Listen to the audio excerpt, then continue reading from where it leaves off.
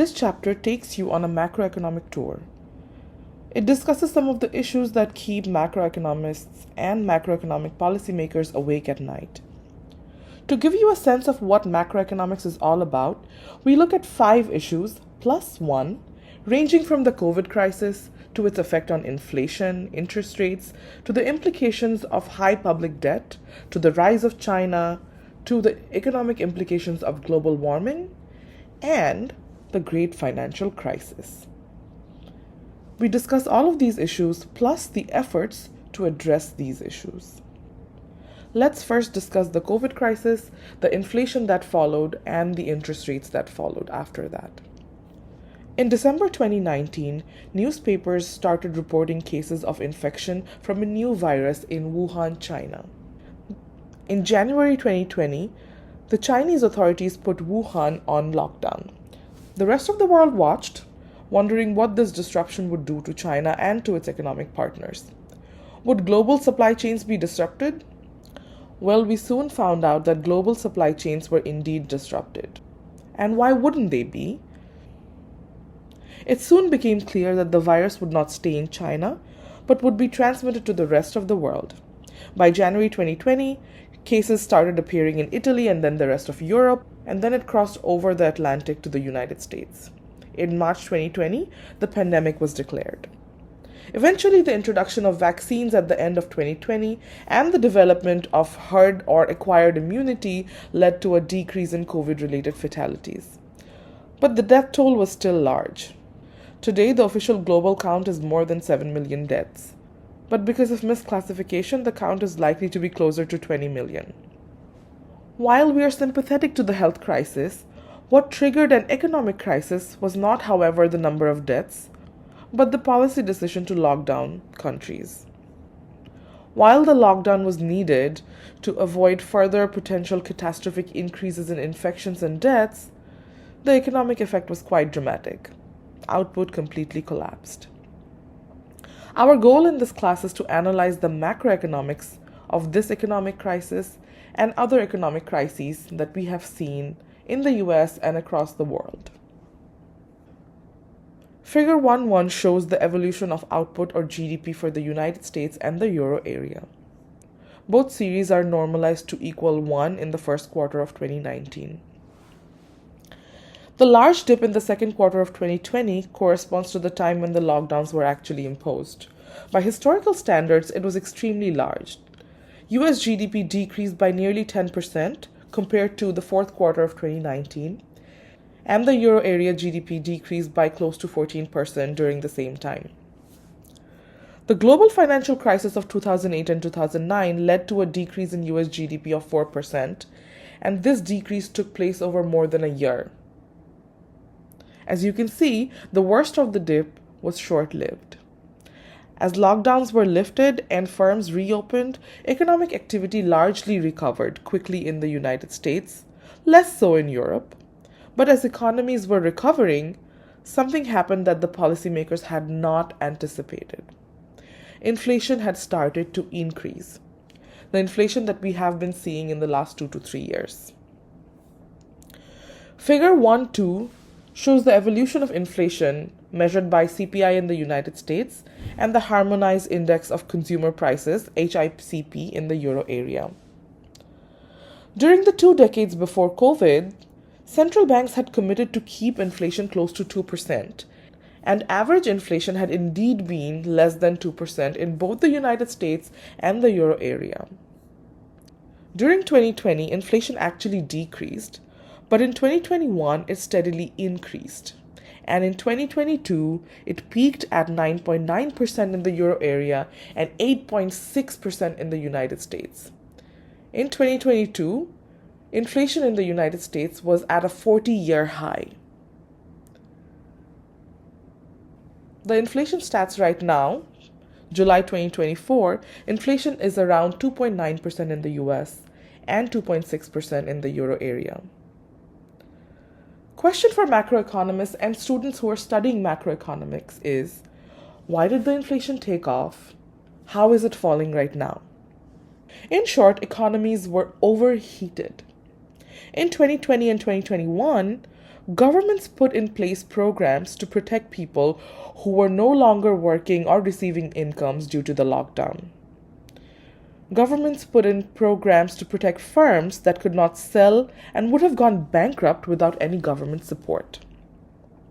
These programs were very generous, especially so in the United States, where a series of programs by both the Trump and Biden administrations over 2020 and 2021 added up to more than $5 trillion.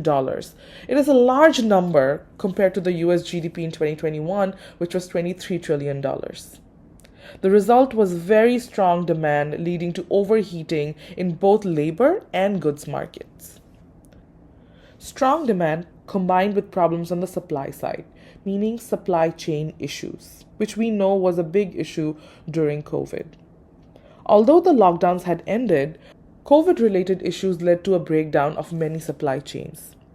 As a result, firms lacking essential outputs like chips for automobile producers rationed the demand through large price increases. Faced with increased inflation, central banks were very slow to react, believing that the inflation or the increase in inflation would be short-lived. If you look at figure 1.3, it shows the evolution of policy rates or inflation rates as we call them in the United States and Euro area. In 2020, the Federal Reserve had decreased its policy rate to 0 to sustain demand. The European Central Bank was already at 0 and kept the rate there. It was not until 2022, a year after the start of the inflation, that they started to raise interest rates to decrease overheating and thus reduce inflation. Remember, one of the solutions that central banks and policymakers have always implemented to decrease inflation rates is to increase policy rates or interest rates in the economy. As the previous figure 1.2 shows, inflation has declined since mid-2022, reflecting the improvement in supply chains and the stabilization of commodity prices. But inflation is still much higher than 2% target of most central banks. Now, the question facing central banks all over the world is whether they have done enough. And will the interest rates hike be sufficient to decrease inflation to target? The risk of doing more, meaning increasing interest rates even more, is to slow down economic activity too much and trigger a strong recession. The risk of doing too little is to allow inflation to linger, to remain above target for a long time, leading to loss of credibility of the central bank target. Now let's talk about another issue facing advanced countries in the last 20 years. Public debt. Fiscal deficits or budget deficits lead to increase in public debt.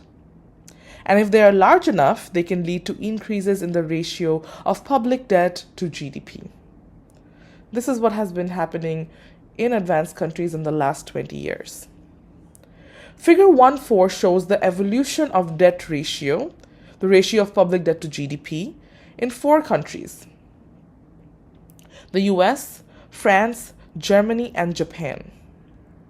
In 3 of these countries, US, France, and Japan, debt ratios have more than doubled. The numbers are striking in Japan, from 74% of GDP in 2001 to 161% of GDP in 2023.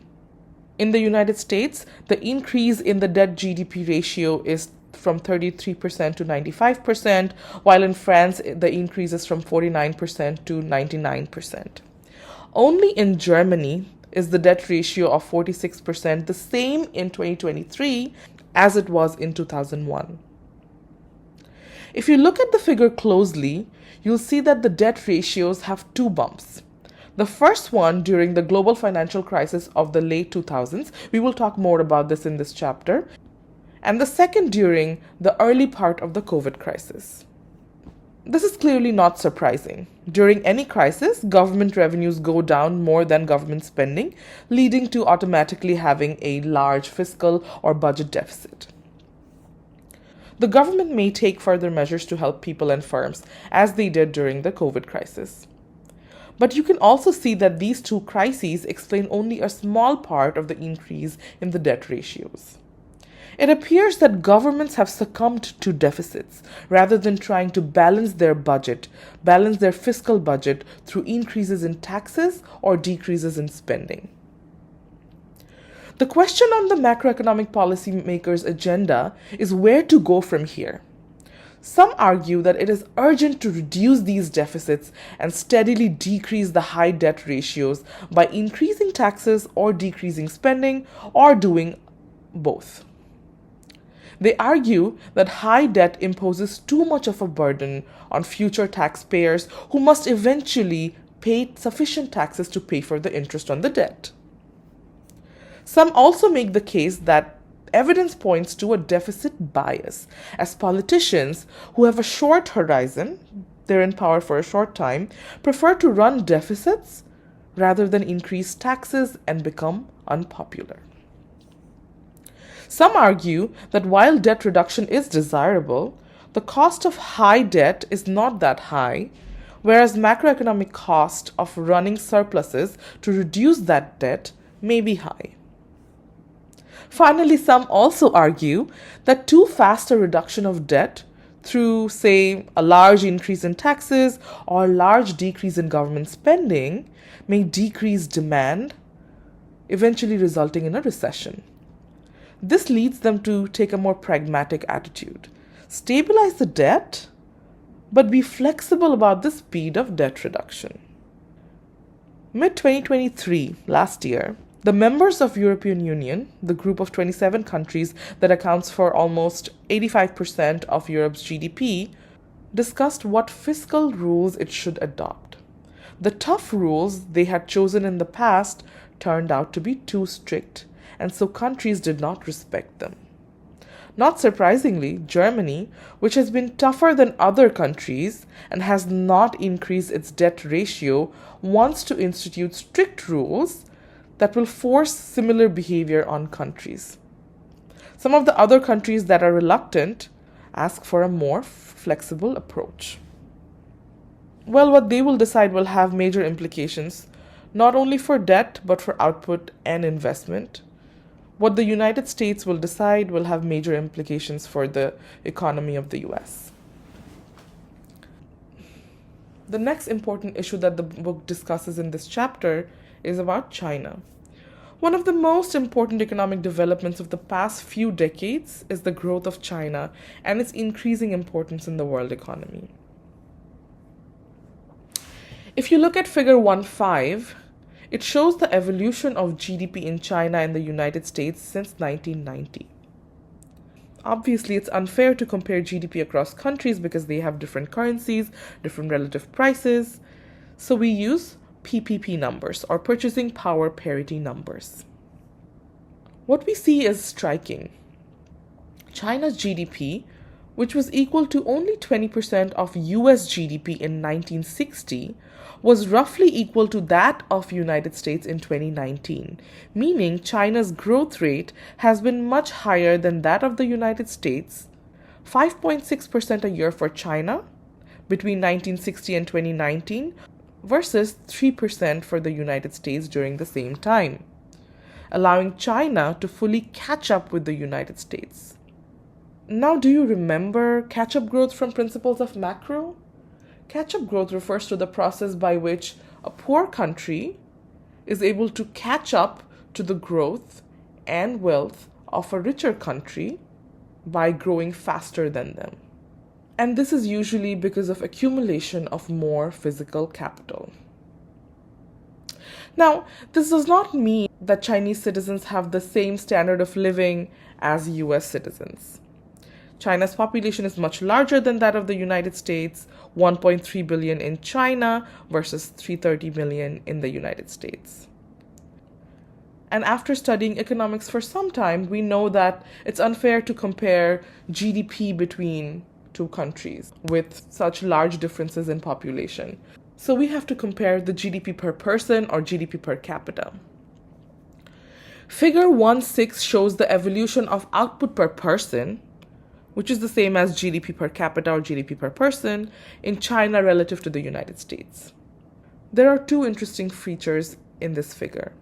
First, China's output per person which was equal to 5% of the United States in 1960, is now equal to 23% that of the United States. It's a major improvement, although it's not anywhere close to the US number.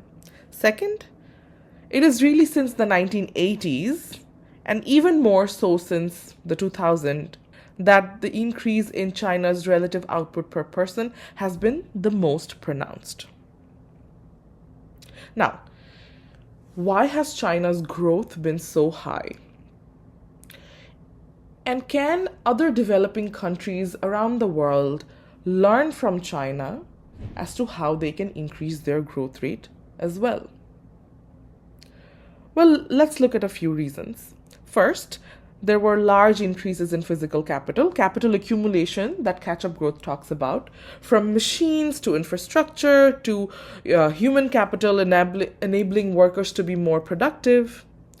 Indeed, the ratio of investment to GDP in China is around 40%, twice that of the United States. Second reason, large increases of what economists call human capital. That is, better education, more training, allowing workers to get better jobs and be more productive. Even here, numbers are quite striking. The average number of years of formal education among those older than 25 years old in China has risen from 1.6 years in 1960 to nearly 8 years today, even though that number is lower than the corresponding number for the United States, which is around 13.5 years. The third reason is technological progress. Technological progress enables more output given a certain stock of physical and human capital. Adapting to existing technologies has clearly played an important role in China, which has been sometimes accused of forcing foreign firms to sharing their technology, and even sometimes of stealing patents from firms in other countries. All of these have clearly played a big role. Now, assessing their respective roles is also important. First, will all these three factors be present, leading to China's continued high growth, or will some of these fade away, leading to lower growth? Surely the decline in China's population due to lower fertility might lead to lower growth. But what will happen to growth per person, to the standard of living of the Chinese people? These are questions that need to be answered. Second, can the experience of China be replicated in other countries? Indeed, the other large nation in the world, India, has found it difficult to use the same recipe as China.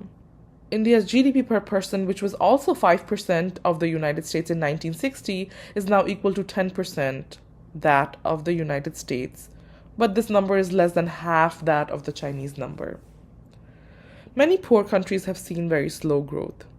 What determines growth in rich and poor countries and whether policies can help are central issues in macroeconomics, and we will continue to see more of these policies, these issues, these problems across the course.